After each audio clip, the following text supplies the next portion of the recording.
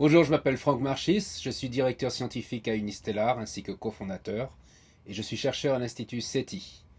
Je vous contacte aujourd'hui pour une campagne de sciences participatives que nous sommes en train d'organiser avec l'Association française d'astronomie qui concerne un astéroïde et une occultation très importante.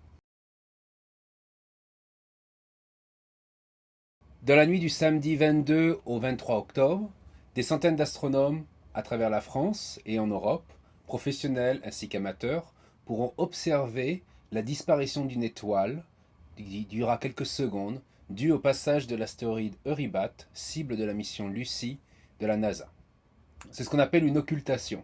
Et la bonne nouvelle, c'est que la plupart d'entre vous pourront observer cette occultation.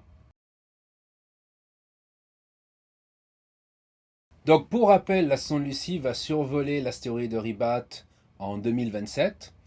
C'est un astéroïde de type troyen, c'est-à-dire qu'il tourne autour du Soleil à la même distance que Jupiter, il est devant ou derrière Jupiter.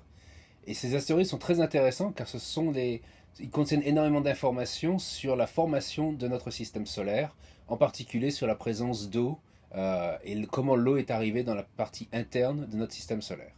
À partir de cette occultation, on va pouvoir déterminer la position de l'astéroïde, ce qui est important puisqu'on veut savoir exactement où est cet astéroïde.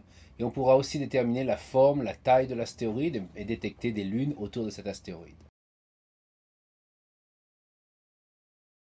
Cette occultation de grande ampleur est visible en France ainsi qu'à travers l'Europe.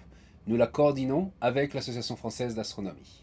Plus nous sommes nombreux à observer cette occultation, plus on a des chances d'avoir des informations précises sur cet astéroïde.